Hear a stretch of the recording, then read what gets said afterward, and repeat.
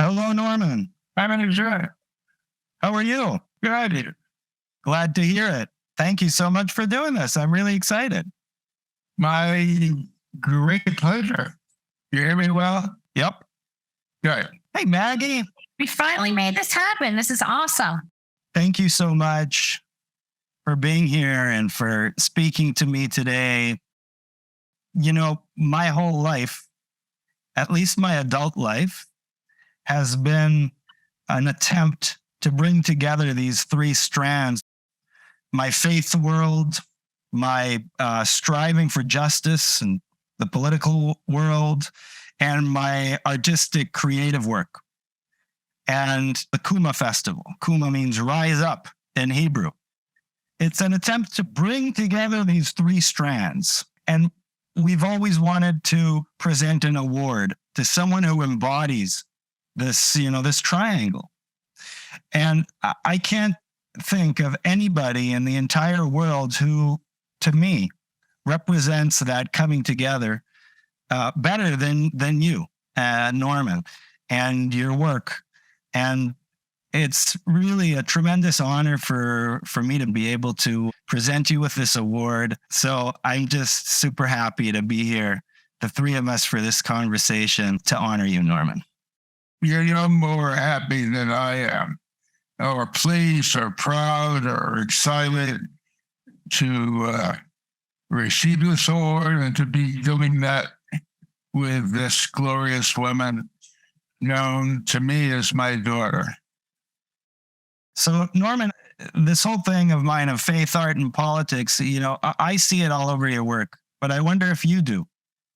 I see it coming together more in heart and mind than I do in the culture. Right now, I could not be more concerned about whither goes our America as I see what's happening on the crazy right, which is also anti-Semitic, basically anti the individual. You're reminding me of our last conversation. You were telling me about World War II, about how your experience during the war, you saw there the beginning of the problems in America that you're experiencing so strongly now. Can you speak to that a little bit? My first recollection of what I'm thinking about and concerned about now, I was 9 years old. My father had just gotten into some trouble and was being sent away, serving 3 years. And we had been working on a little crystal radio set, the earliest days of radio. I'm sitting with our little crystal radio set one night in bed, and I come across a voice on the crystal. And it's a guy called Father Coughlin, who had, at that time, an amazing 30-minute person's radio audience. And I heard this anti-Semitic, fascist Father Coughlin, and it scared the hell out of me.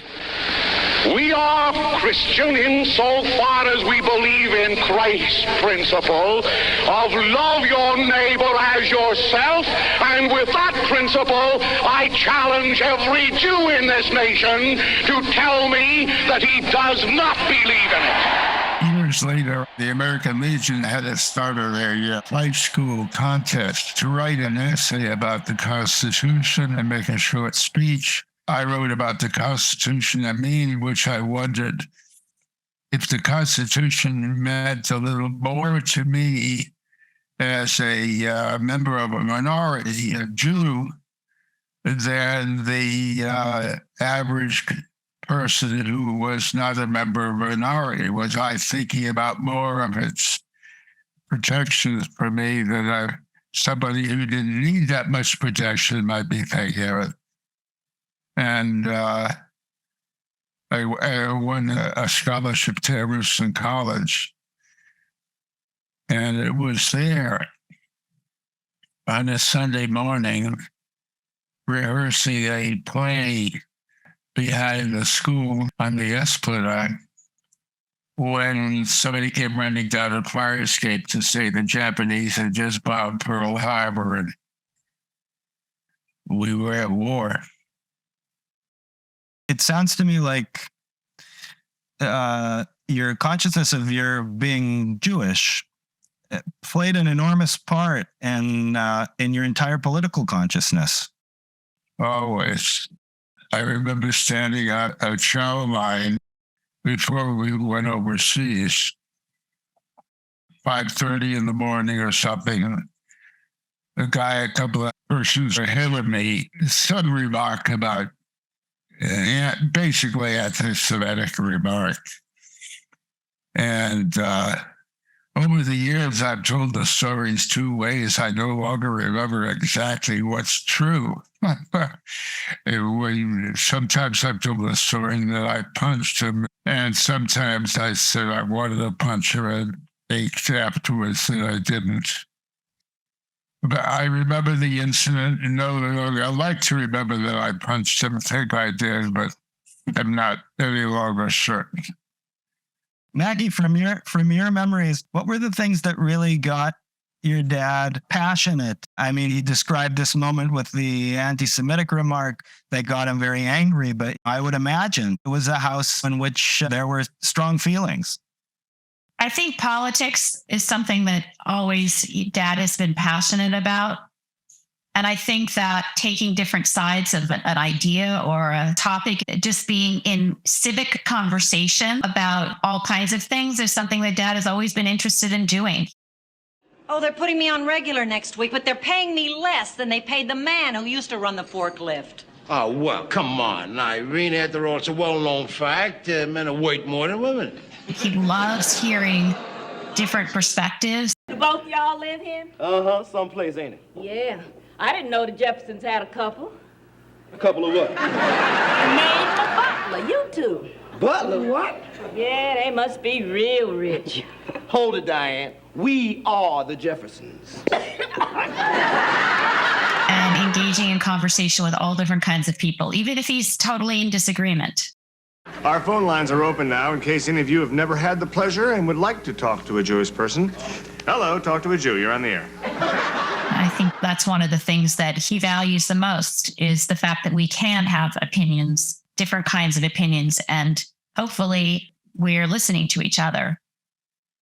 And I think he fears that that's not happening so much these days. That's a very Talmudic attitude. In the Talmud, all they want to do is argue. Whatever our beliefs, we are one as humans, and brothers and sisters and family. There's something I wanted to ask you about as a writer, which has to do with the opening of All in the Family, where they're singing. Oi, the way Glenn Miller played. Songs that made the hit parade. Guys like Whenever I watch that, I am filled with sympathy and even love towards Archie. I guess nowadays, when there's somebody on the other side of the aisle, on the thinking very differently from us, our tendency is not to humanize them. Our tendency is to make them some kind of villain so that we can easily put them in that box and disagree and hate on them. And when I watch that opening of Archie Bunker singing, I feel exactly the opposite. So I'm asking, was that a purposeful move or was that something else? I'm reflexively reminded of, I served in World War II, flew 50 missions, bombing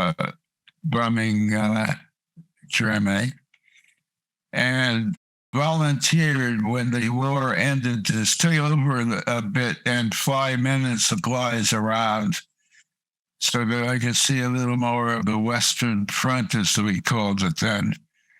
So I stayed for several months, and one trip got me to Egypt.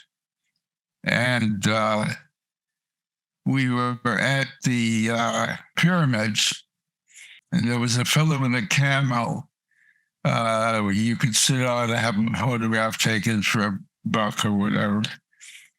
And the fellow with the camel spoke a little bit of English and a little bit of Yiddish, to my surprise. And so I didn't go into with the others to the pyramid because I was more interested in the guy with the camels. And so we had about 15 minutes talking. I knew a little English as a result of the years with my grandparents. And there was something to learn from everybody. I think that was the beginning of my understanding that we were individuals, and I would never meet anybody I couldn't learn something from or about. And I could never forget that. It was a lesson of lessons in my life. And I never regretted that I didn't learn how many years it took to make a pyramid or how many bricks were in it or whatever. I had this experience with this individual. And it was a brick in the part of me that is a Jew. I don't know if you know it, but you keep echoing old rabbinic sayings. There's a Talmudic maxim that asks, who is a wise person? He that learns from any person. Although I think often of, I wish I could remember who said it, a man should have a garment with two pockets. And the first pocket should be a piece of paper on which is written, I am but dust and ashes. In the second pocket, a piece of paper on which is written, for me, the world was created. From the first time I saw that, I thought probably every night as I went to sleep looking at a ceiling and waking up in the morning looking at a ceiling and thinking, for me, the world was created.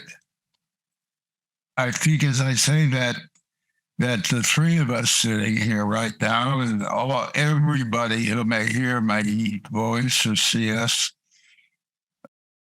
it's thinking every split second of their lives and our lives, wherever they are, whenever they see this, every split second of their lives to hear me finish the sentence. Isn't that remarkable that every split second of our lives, we share that truth?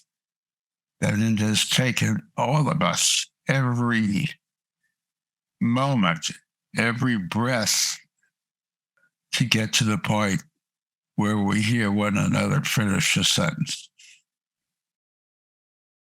Maggie, I was wondering if there's one memory that really expresses something about, your relationship with your dad that you can share with us. Many come to mind, but the first one that came to mind is I was about 8 years old, and it was winter in New York, and we were having dinner at an Italian restaurant. And we came out, and it was snowing. And there was a guy with a shopping cart, and he was selling flowers.